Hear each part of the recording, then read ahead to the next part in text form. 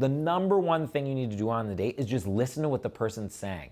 And don't talk about your self the whole time. No one cares, just listen to them. Hi, I'm Benny Blanco, and these are my rules for being the perfect gentleman. Rule number one, how the gentleman cooks the perfect meal for his partner. Just cook anything.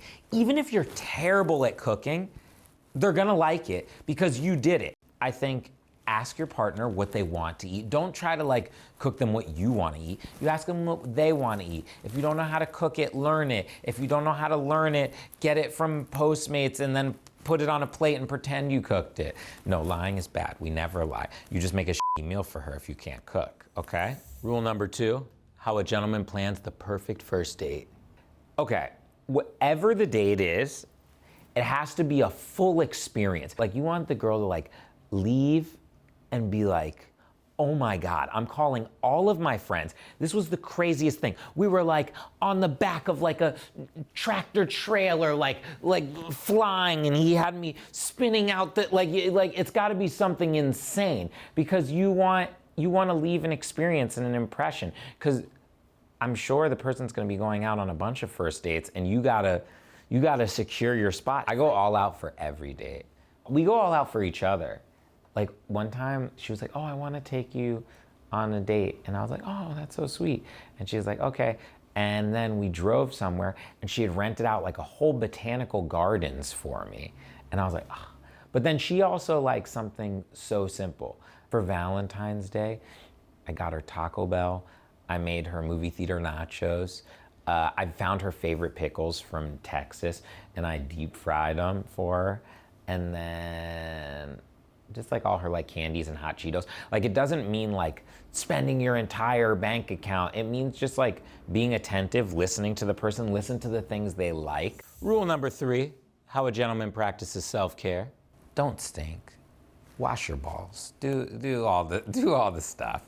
What do I do for self-care? I really think it's important to have good skin.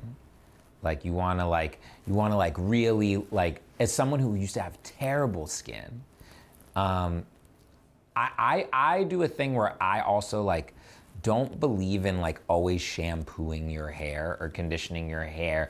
I also don't, I'm really clean, but I don't shower every day.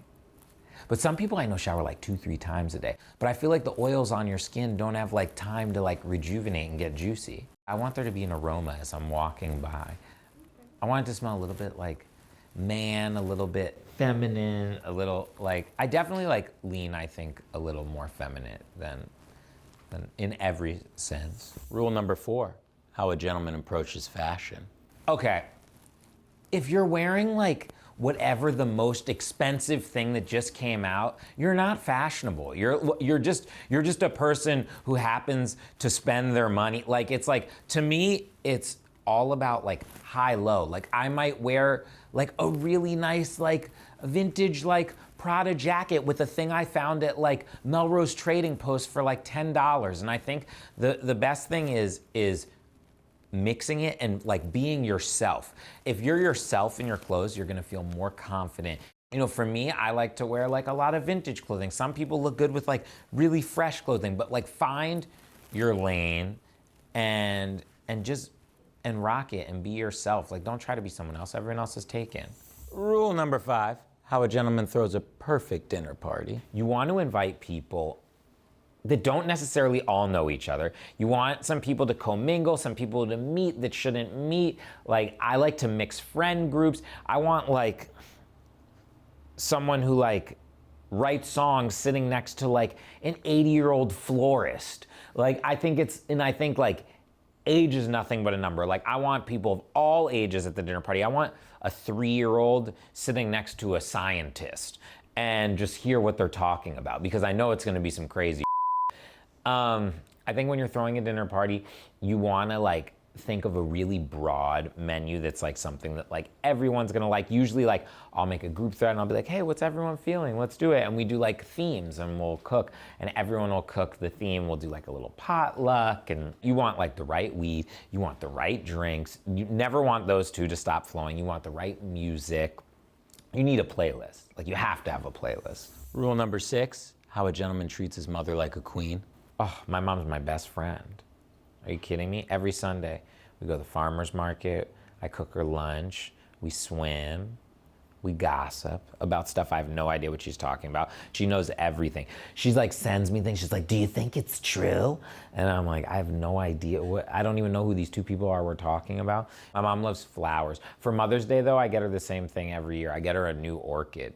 And like, she's so good at taking care of them that before she moved to LA, she had a room with just like 25 of them because I would give them to her every year and she would keep them and they would never die. Rule number 7, how a gentleman chooses the perfect gift. Okay. Don't buy a gift that everyone else is gonna buy. Don't buy someone champagne. Don't buy them like a thing from like Louis Vuitton or something. Like to me, the best way to do it is get creative, to like listen to something they said in the past and bring that back as like a memory, or make them something. Or most of my gifts are like handmade. Like I love making and it can be something so small. Like let's say you had like the best night at like Six Flags and it was like your first date, like keeping that ticket and then like framing it and giving it to them on their birthday and be like, oh, this was our first date. And like, you know, just simple little gestures I think go a long way. The first time me and Sel were really gonna be long distance for a while, she made a bear that when I pressed its hand, it said like, I miss you so much, you're gonna be okay. Like, I'll see you when I get back. She's very good at gifting. She does the same thing as me. Like most of our gifts are like, we make them for each other. Rule number 8, how a gentleman displays chivalry. Oh my God, no games. No games. Like right when someone's done with the date, texting on the way home, I had a really great time. I hope you got home safely. Like, I don't want this thing where it's like, hey, it's 4 more days, you gotta wait the 5th day, and then it's on the weekend, it carries over, you can't hit her for 7 more days. No games. What are the games for? I'm already bad enough at my cell phone. Like, so it's like, I'm doing it right when it's on my mind. The second you leave, I had the best time. Really just totally ghosting someone, I've never done that. That's crazy. That's crazy. You have to be demonic. Like to fully ghost someone. No, I don't want to ghost anyone. I always think whenever I'm doing anything like that, I'll think about my mom and I'll say like, oh, I want to treat this person like I would treat my mom and how I'd want someone to treat my mom. Especially if you're a guy, we're disgusting. Everything, like no one should even look at us. But if we can cook them food and just tell her she looks pretty. Tell her how pretty she is. Try to make her try to be like chivalrous. Chivalry's not dead.